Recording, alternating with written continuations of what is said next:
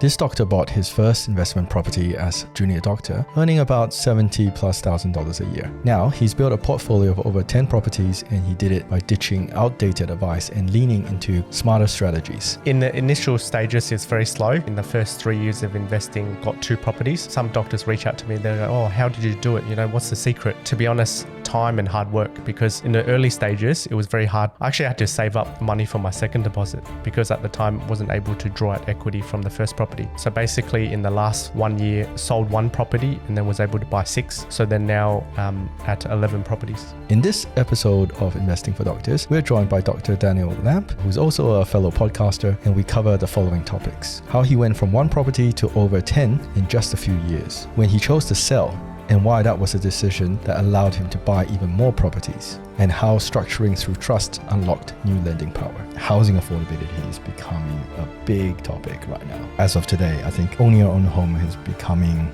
less and less affordable. There's no limit on a local person owning 100 properties. So the question is, as investors, are we destroying the market? Hi everyone. Welcome to another episode of the Investing for Doctors podcast. I'm your host, Dr. B. In this episode, it's going to be slightly different. We've got here another doctor with us, Dr. Daniel Lamp. And Dr. Lamp is a GP and also the host of Passive Income Doctor, and which is another podcast. Welcome. Thank you, B. Thanks for having me. Very excited to be here. Yeah, awesome. So this is going to be one of our first collaborations together. For our listeners, why don't you introduce yourself and tell us a bit more about what you do, especially with your own podcast. Yeah, so my name's Daniel Lamp, also known as Dr. Dan from Passive Income Doctor Podcast. I'm a GP in Sydney, very interested in investing, and I started my podcast, Passive Income Doctor, about 2 years ago because I really saw a need. A lot of my colleagues struggling with personal finances, not knowing where to turn to in regards to investing, sometimes making poor financial decisions or being taken advantage of, unfortunately. And I guess I just wanted to create a platform, a podcast, and raise awareness. And yeah, more recently, I've started a social media presence in terms of Instagram, YouTube. And yeah, it's a fun project on days off work. Yeah, awesome. So tell us, how did you get started on this investing journey? Did it start a long time before you started a podcast, or were you doing it whilst you created it on your own journey? Yes. So I was interested in investing, I guess, even from a young age, growing up in a kind of poorer household, migrant family. I saw that, saving obviously is very important, something that's instilled, but I saw saving by itself is not enough, for example, with inflation, cost of living, which everyone can see. So I was interested in kind of investing, obviously read all the books like, Rich Dad, Poor Dad and things like that. And in high school and then also university, med school, dabbled in shares a little bit, some wins, some losses. I think a lot of the losses outweighed my wins. So were you doing like sort of day trading, or are you doing sort of more trying to stock pick, I can't remember exactly which shares I bought in, but obviously as a uni student, only $500, $1,000 here and there, sometimes looking at during my lectures. And then yes, obviously time consuming, but then I discovered and learned more about property investing, and obviously couldn't take out a mortgage when you're still a uni student, but I wanted to educate myself. So I spent countless hours kind of researching, reading books, listening to some of the early day podcasts. There weren't so many back then. And that way, when I was an intern, first year out at 23 years old, I was able to pull the trigger and buy my first investment property. Right. So basically during medical school, you were already learning about it. And what sort of podcasts were you listening to back then? If you don't mind sharing your age and, how long ago was this? Yeah. So I'm in my early 30s. So this was a while ago. Yeah. I think Property Couch must have been one of the early days. Couch, I think they're still around, and now there's so many other good resources. But also, going to the library, reading all the books that I could find on the topic, attending webinars, and also there's a forum property chat, and attending some of the meetups, and then, meeting people through that way and networking that way. Okay, so it sounds like you were very interested in property and sort of got started very early on that. Tell us, like, what was your sort of journey with the first property you bought as an intern? Like, and how did you make that decision? And if you don't mind sharing, like, where did you buy it? And so obviously it was very daunting at the time. So obviously throughout uni, doing a lot of casual jobs, just grinding hard to save up for first deposit. And then obviously, intern year is a shock where, working, 60 plus hours a week. But I'm glad I did set aside some time. At the time, it was 2017, 2018, I believe. And I was tempted to buy in Sydney. A lot of people, Sydney had gone through a big boom. Even my parents were saying, should buy in Sydney. And for my budget of about 600K or just under at the time, I could have bought a 2-bedroom unit in, inner west of Sydney. I think I was looking at, kind of Ashfield at the time, that sort of area. The slightly outer inner west. Yeah. But then something in me just said, look, it's gone through a massive run, just had a hunch that maybe wasn't the best market to enter. And so I started researching and looking into Brisbane. At that time, no one was looking into Brisbane. A lot of people, even immediate family around me, were saying, why are you looking in Brisbane? It's done nothing over the last 10 years. But I decided to pull the trigger. And that house in Brisbane, I recently sold for close to double versus, so the purchase price was roughly 570,000. Just recently sold for 1.2 million. And then if I'd bought the unit for 570,000, today might be about high 800s, maybe 900K. So, just right there, just from one financial or property decision, that's a $300,000 difference. Yeah. And during that time, like, did you travel over there to have a look at the place you were going to buy? I mean, or did you use an agent to help you with it? So for my first one, because I was quite naive and new, and also interstate as well, I decided to use buyer's agent. Kind of in hindsight, my initial gut was to try and buy something existing, larger land content. But I think I was talked into, there's this kind of smaller block of land, but we can build a house brand new, shiny, lower maintenance, high depreciation. It's still done okay. So it was a buy and build sort of package. So not so much a house and land package where the developer has a huge profit margin. It was kind of sourcing an existing block of land and then sourcing a builder separately and building on it. Okay. So you did the hardest thing essentially. The first one. In hindsight, it was quite stressful at the time. With that, then you obviously had to get the construction loan and all of those things. Tell us, how was that process? Being your first property? Yes. So I guess the buyer's agent was able to handhold a little bit throughout the process. I think at the time, interest rates were about high fives, 5.79% rings a bell. And yes, so obviously sign the contract, take out the loan against the land, and then also construction loan, which is kind of paid in stages. So it's sort of paid as interest only until you finish, and then once it's done, you get a proper finance for the whole thing and get it sorted, right? So it sounded like you had quite a bit of support from the buyer's agent, and also sounds like you've done pretty well over the years with that particular property. Any regrets, or do you think that was a... So the second property I also bought in Brisbane, which I can touch on as well. And that one actually has probably done a bit better. So I guess the regret from this one was kind of, yes, brand new property tends to have lower maintenance costs, maybe higher depreciation, but because the land content is smaller, obviously it's, as a general principle, I think I wanted to impart to our listeners would be it's the land that appreciates, but the buildings depreciate. Obviously, last few years with COVID, building costs, that has gone up, but the overall trend over the last few decades is obviously it's the land that goes up and the property the building that goes down.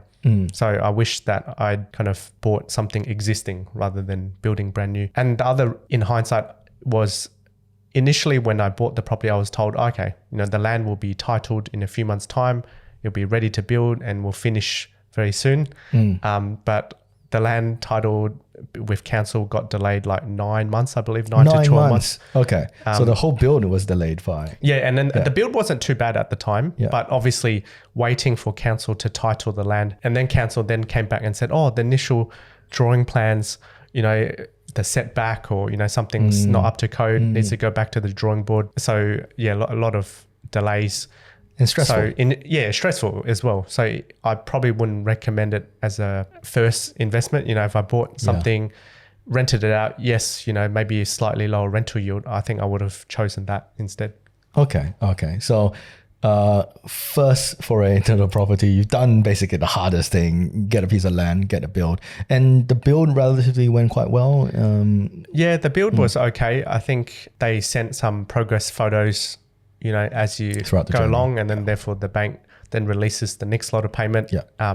Yes, obviously, I guess whilst it's being built, I have to pay mortgage repayments, interest only, but I guess there's no rental income coming in as well. So I guess on one hand, because I'm paying stamp duty on just the land, you know, we're saving a bit of stamp duty, but then think from memory, if I added up the costs, the interest costs of holding it throughout the waiting period and then the building period, it probably equaled out anyway. But you know, thankfully you can depreciate that. I mean, you know, negative gear that against your income, and so you weren't too bad. But okay, all right.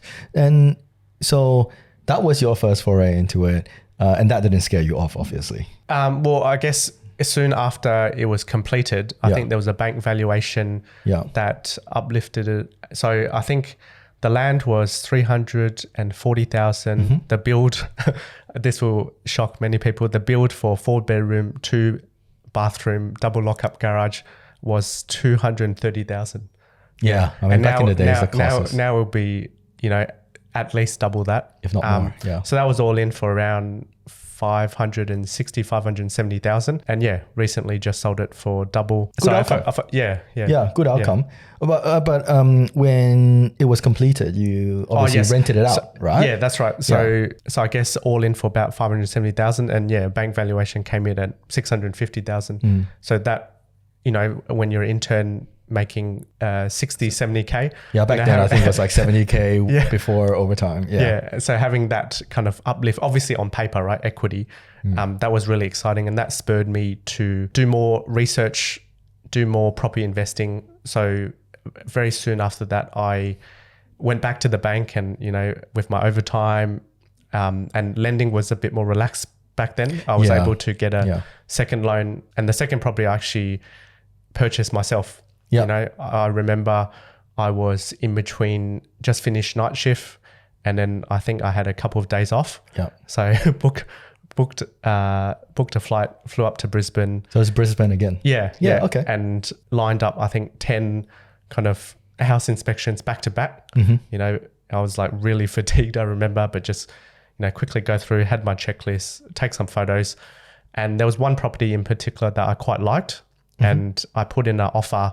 And it was a multi-offer scenario, so it was a little bit stressful from that point of view. In hindsight, I possibly overpaid just a little bit, but in hindsight, that was still a good decision because Brisbane hadn't taken off yet. This was just before the federal election, and then, you know, signed it, and then soon after, you know, Brisbane started going up, so it was good timing. Yeah. So it sounded like you got in at the right time for both the first and second property. Whilst you were holding them and renting them out, how was the rental yield back then like? So the first property, as I said, about 560,000.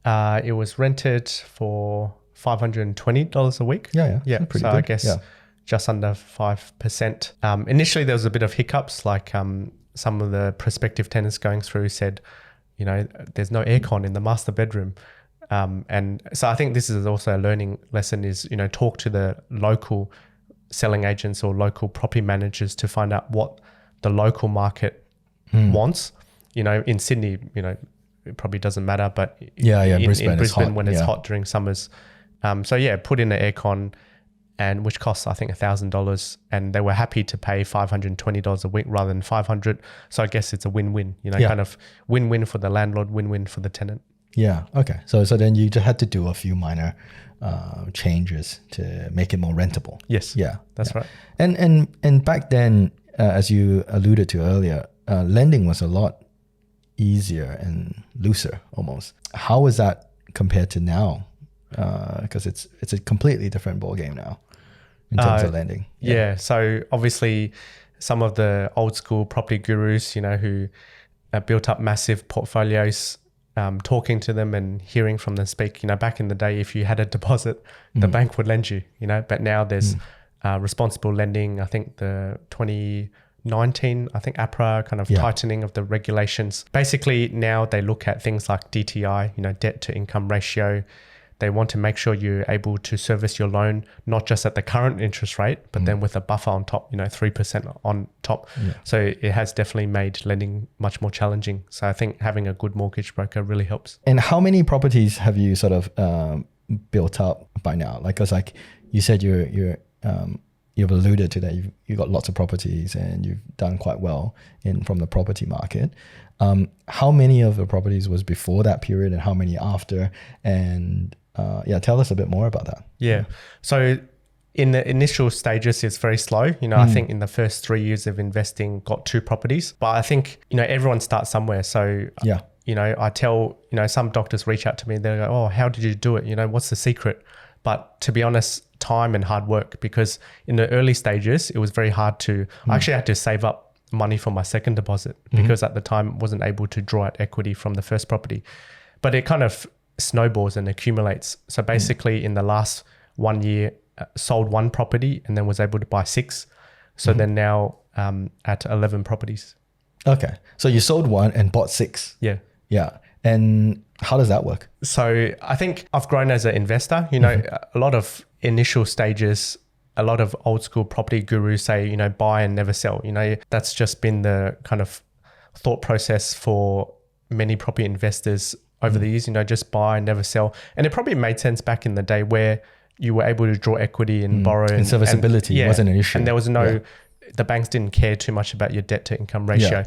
But what I've come to realize is, property goes up and down in a property cycle. Ideally you want to get in right before it goes up. Yeah. And you got to time it.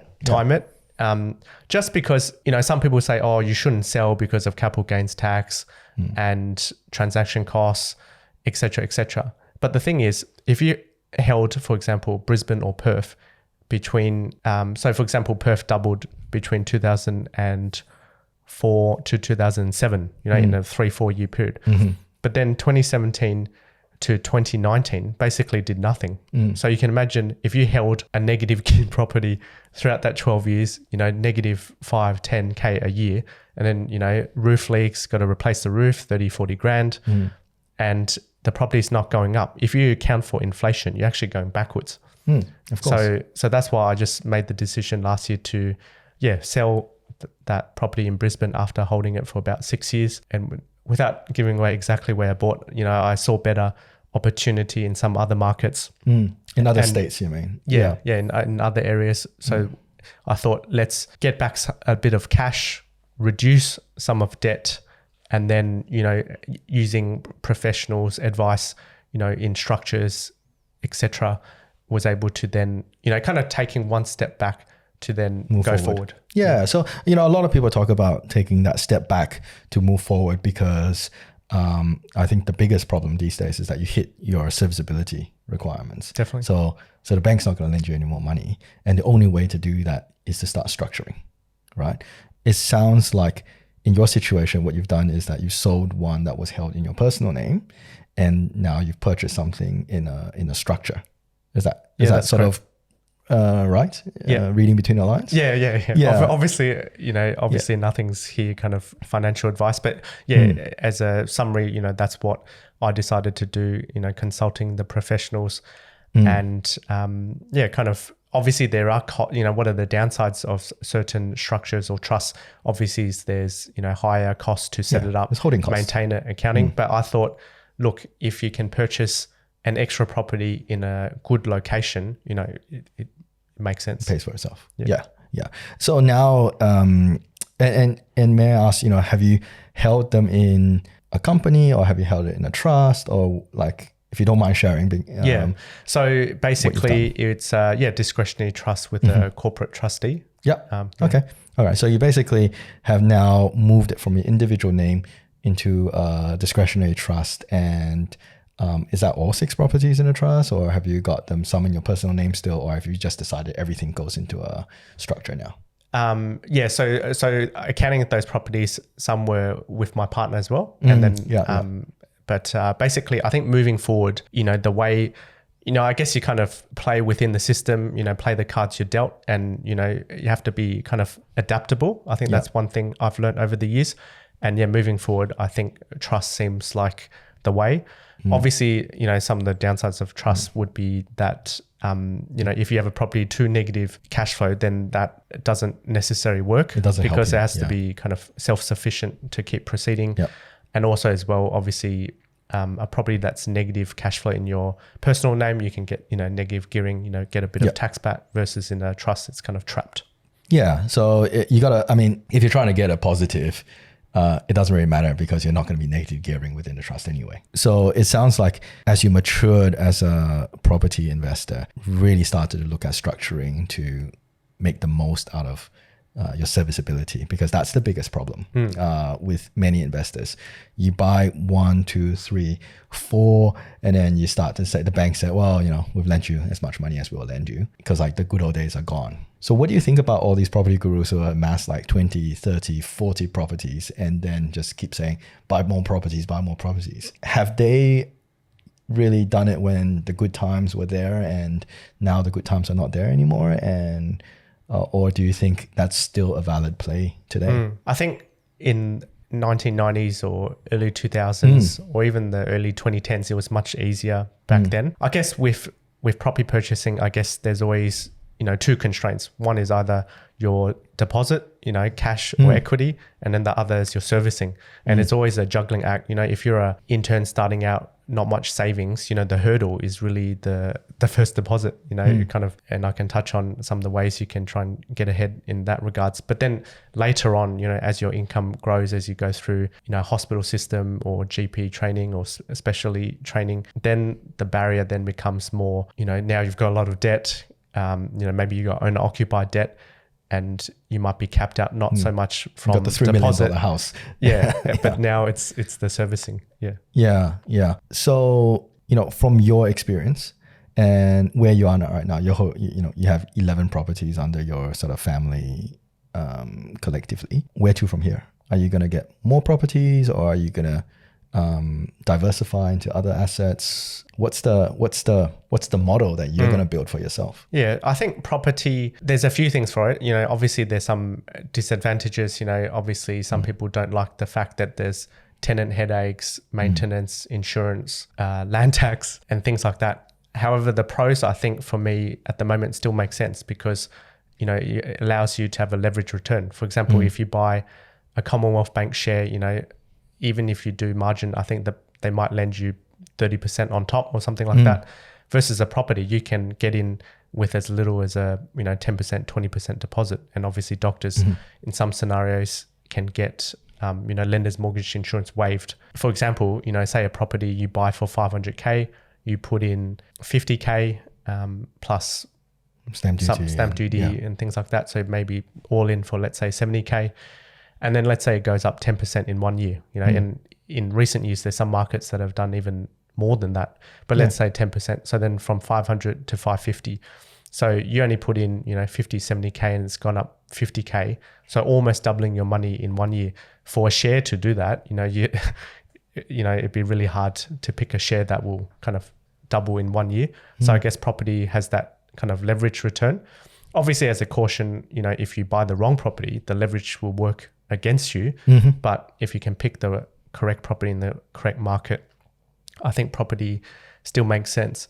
And I guess Australia, very fortunate to be in a country like Australia where there's a lot of opportunity, and also it's still a desirable place for a lot of people to migrate to, which kind of underpins the property market. And, as long as people continue want to come to Australia, I think, and also the local people, the Australian dream, I guess, is to kind of own your own property. I think all that kind of the macro trend for property, residential property, still appears strong.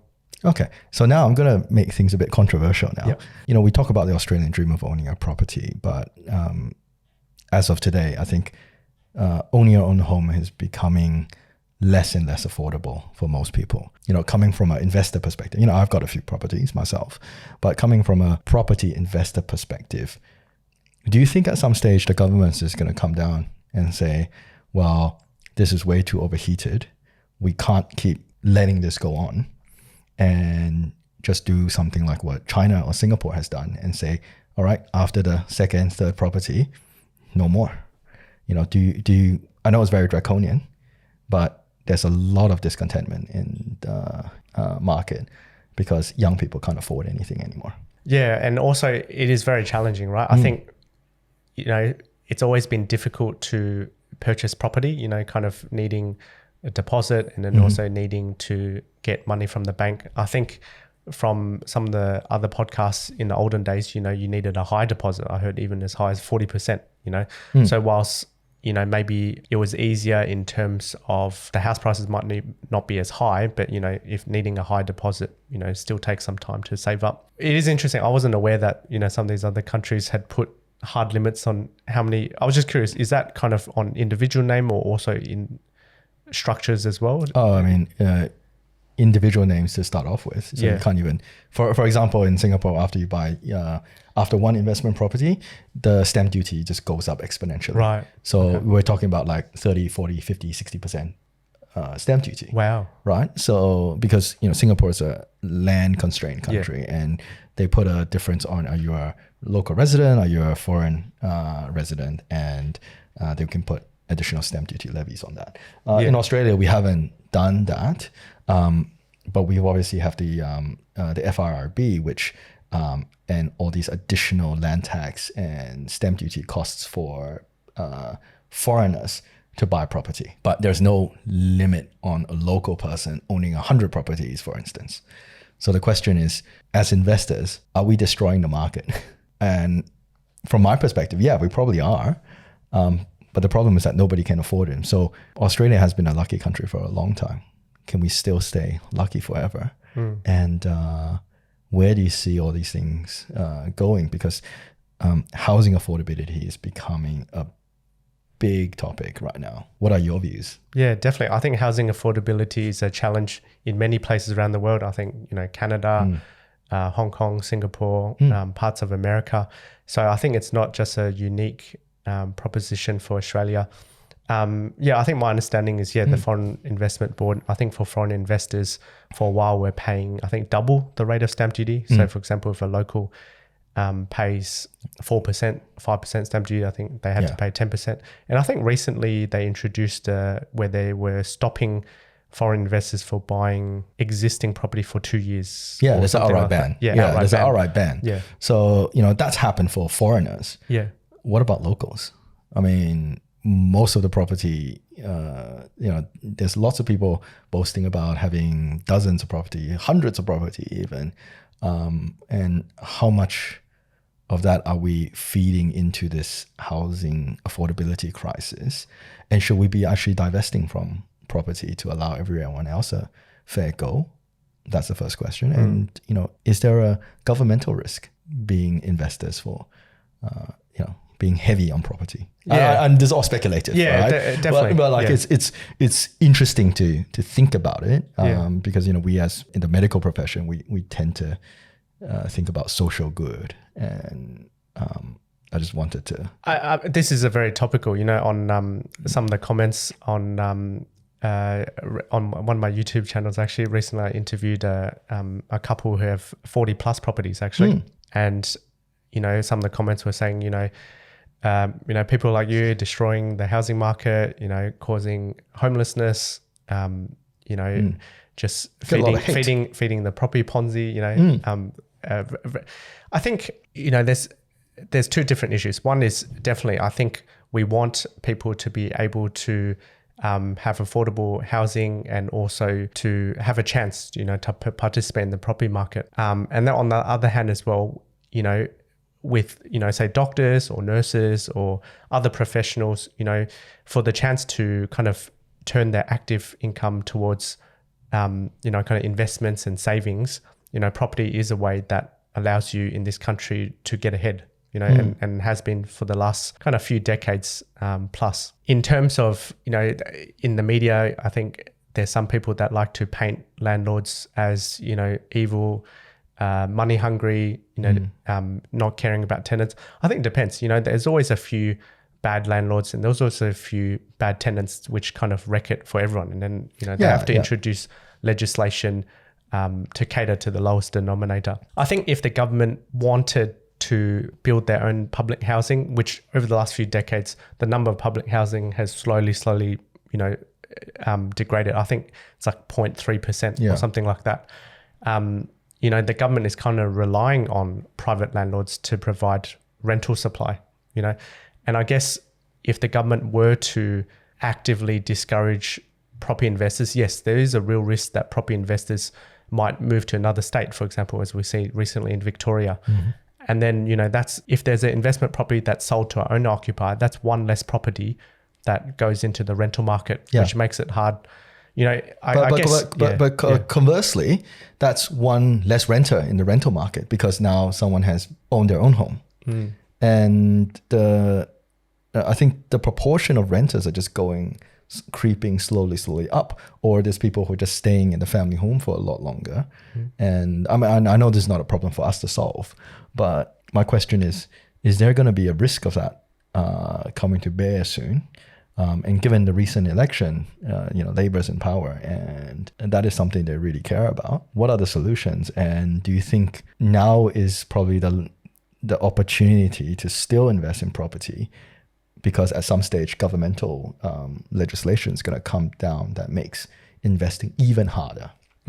As we've seen in Victoria, and as we see in New South Wales with the new tenancy laws coming through to guarantee people more stable tenancy, or is this something that we can keep doing forever and ever? My personal feel is that I think at some stage there's going to be almost a reckoning, and property, it's still good, but it's not going to be as good or not as viable as what it used to be. And we've already seen that over the past sort of decade or so, and probably compared the last decade to the decade before that, you could pretty much buy anything and you would make money on it. But right now it's like, as you said earlier, you can't overpay on something, because if you overpay, you're going to wreck yourself. Yeah, right? I think... Did you find that margin for error is getting less and less in the couple of years that you've been doing this? Or? Yeah, I think there's always a market, I think that's the thing. If you buy at the peak of a market and then hold through a down period, that can be very painful. And that's why a lot of property investors get stuck at 1 or 2. Or the bank won't lend the money anyway. Or lending. Yeah, I think the government is saying they're trying to improve housing supply. They have a target of building, I think, 1 million homes by 2030. Whether they can achieve that is a separate topic. Yeah. But I think supply will help, especially if lots of immigration is coming in as well. I'm not sure kind of actively getting all property investors to sell is necessarily will help housing affordability. Because I guess... I'm not saying getting them to sell. Yeah. I'm saying making the demand for investments less, so that other people can buy in.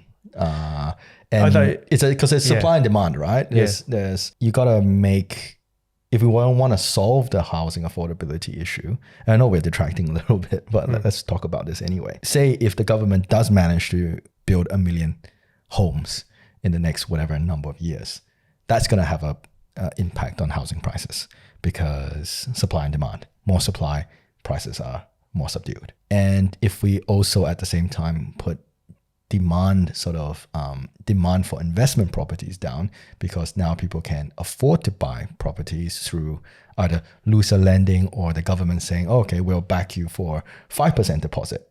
And the government will step in to help with that situation. Where does that leave the property investors at? Because a lot of property investors are really relying on the capital growth, because the interests are still quite high right now and yields are still easily in the 4%, and so it doesn't even pay for the interest. We got a tremendous amount of investment property stock that is negatively geared right now. Definitely. I think with renting, right, like obviously even myself in the early days was a renter. I think there are some people that are not renters forced to rent. There's some people that renting by choice. For example, of course. You might be a doctor, I'm renting right now. You're ready.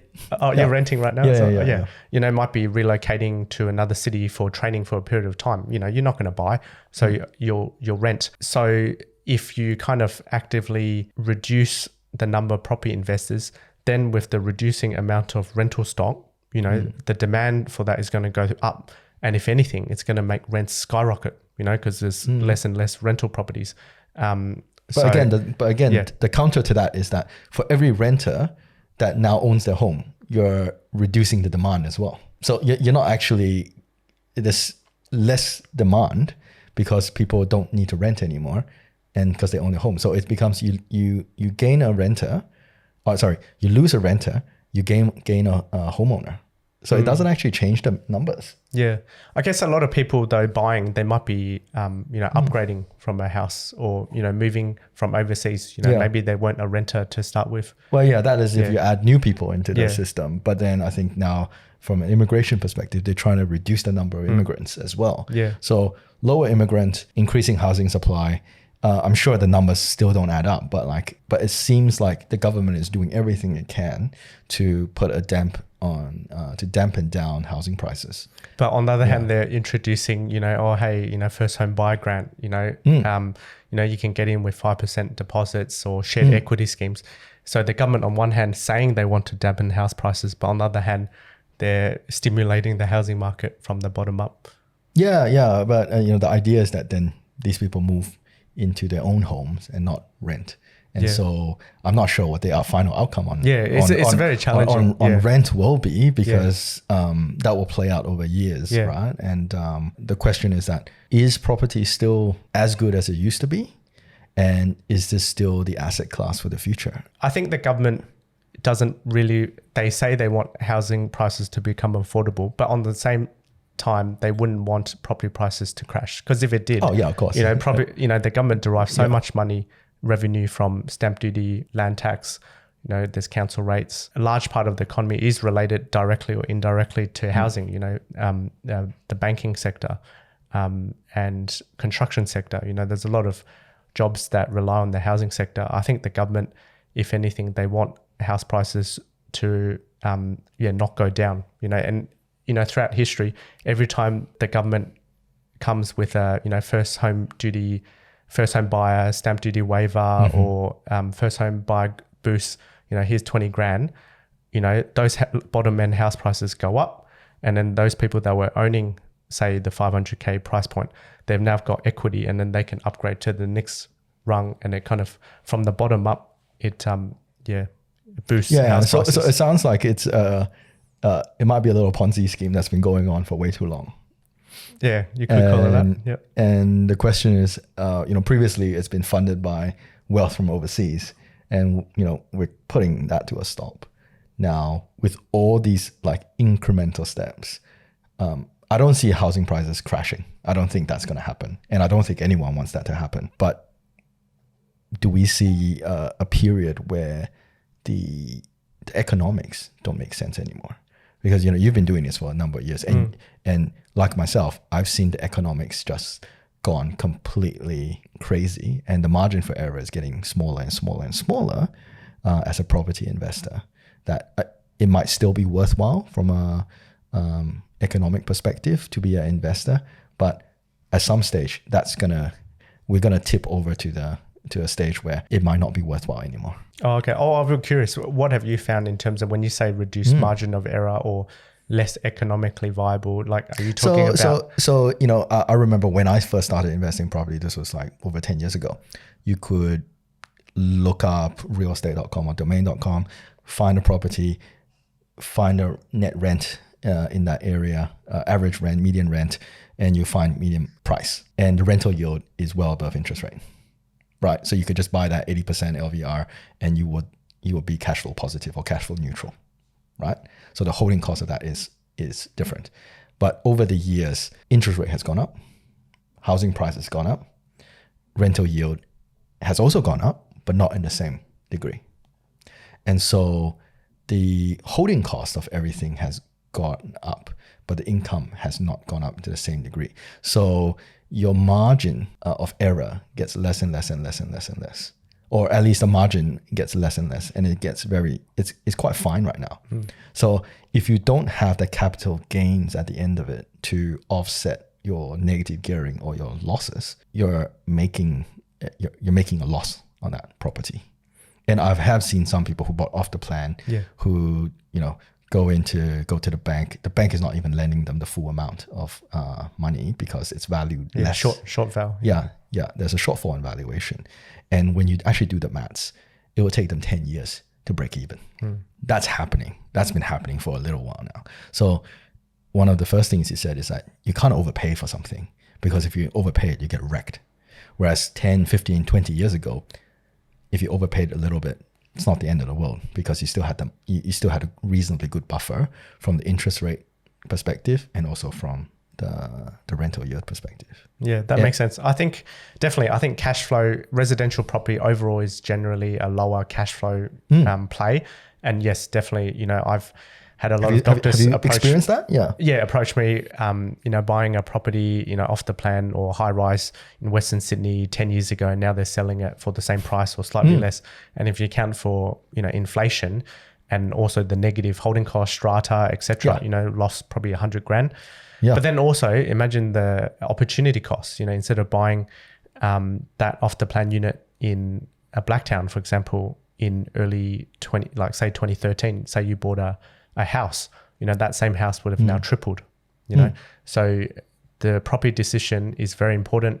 It's not just the loss that you incurred, it's also the opportunity costs. If you bought into the right market, it can be hundreds of thousands, if not millions. Yeah. So what I'm saying is that, back in the days, you could buy an apartment and it'll still make you money, right? Now it's just like, in this case though, the apartment actually lost money. But I'm saying, if you went back, say 10, 15 years ago, when that was still, you could still buy apartments and still make good money on them. Now you can't. Most of them are not investment grade, I would say. And buying off the plan in some of those instances is actually a bad financial decision. Whereas I have actually two off the plan that have made quite a lot of money and has been positively geared throughout all this time. Yeah. When did you buy those ones? 2014, 15. Yeah. In Sydney? Yeah, one in Sydney, one in Brisbane. Yeah. The Brisbane one, the value held flat for a while, but it's obviously gone up now. Yeah. But it's always been sort of cash flow neutral. Yeah. What did you buy it for, and what would you say it's worth now? So I bought it for I can't remember the numbers, but mid 400 something, and now it's probably it's not gone up as much, but it's like 700 now. And but I've made money throughout the whole process of doing that. The Sydney one I bought for mid 700s. It's probably $1 million now. Again, not that much growth, but it paid for itself. So I had really very minimal holding costs for it. Yeah. And that property is generating over 1,000 a week. Yeah. So you can still get, back then you can still get these properties and they can still be a good investment. But I just feel like now, if you look at the stuff that's completing now, it's just very hard. Yeah, definitely. I wouldn't really recommend off the plan. I've seen so many colleagues get burnt by them, short valuation and then, strata costs rising through the roof. Generally I've been going for kind of landed properties with a higher land to asset ratio, because I find that over time those perform much better than properties with a lower land to asset ratio. But obviously then you have a holding cost to it, because there's usually a shortfall in cash flow. I think it depends. There's some markets that, yes, obviously if you're buying like a $3 million property in eastern suburbs of Sydney, you'll be negative like $100,000 a year. Yeah, that's not really an investment. That's a personal. Yeah. But some people do that, and just their land tax bill is probably the same as the rent coming in, right? So the rental yield would destroy. Even some doctors who are on very high income. How many of those can you hold?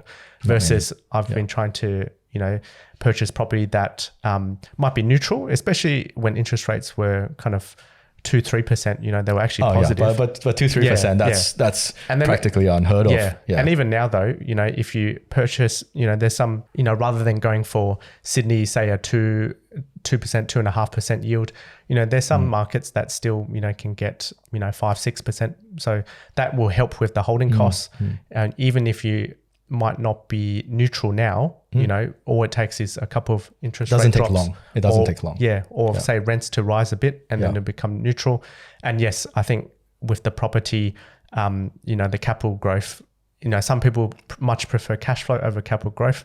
But I think, especially when you're a junior doctor starting out, I think focus on the capital growth, build your asset base, and then later on you can switch towards more cash flow plays. Okay. And yeah, it's a very interesting sort of point you made, but like there are those properties still out there. But my sort of general experience is that it used to be a lot easier to find those properties, and now it's getting harder and harder. Yeah. Would you say that's the case these days, or would you use someone to find those properties? I think there's more data and knowledge out there. I think back in the day, a lot of people would only want to invest in their backyard, you know, buy their suburb, buy maybe down the road, that sort of thing. But now there's more and more kind of borderless investors, and you know, you don't have to necessarily put all your eggs in one basket in the place where you live. You know, you can buy in markets around Australia. Yeah, I think, you know, they're always, with investing in any asset class, there's always headwinds and tailwinds. But yeah, it will be interesting how it plays out. But with the property, you know, I think, you know, your partners are the Australian government, the banks, you know, kind of have a vested interest in property prices still continuing to go up. You know, I think betting against them, you know, would be very bold. Yeah. Oh, I'm not betting against them. I'm just saying that it's not going to be as good or as easy as it used to be. Yeah. And that's already the case right now. But, and I don't think it's a Ponzi scheme. No. Yeah. and also, I guess, like, for example, if the number of property investors reduce, the number of rental properties much reduce, you know, there still are some people that, you know, either can't get a mortgage and have to rent, or, you know, by choice, lifestyle choice, you know, some people don't want to, you know, fix, you know, just ring up the landlord, hey, fix my roof, fix my aircon. Or they might be transient for work, you know. Some people choose to be renters. We'll always have that, right? We'll always have that. We're not, like, I think a lot of people are talking in absolutes. Yeah. We're saying that, oh, we're going to get rid of everything, so there'll be no properties left for rent. I was like, that's not the case. I mean, it's just like, but do we really need a expansion of investors, you know, or do you say have 1 or 2 investment properties and that's good enough, and you shouldn't be putting your money into that anymore?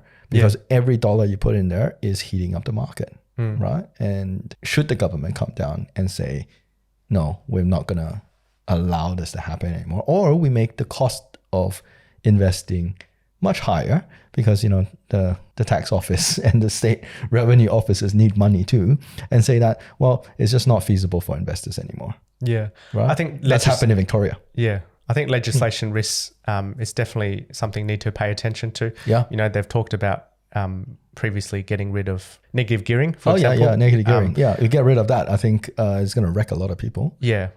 Although I think negative gearing is not just specific to property, you know, applies to other asset classes. Look, I think the concept of we'll talk about this before we finish. It's like the concept of negative gearing is actually multiple concepts thrown into one conversation. Yep.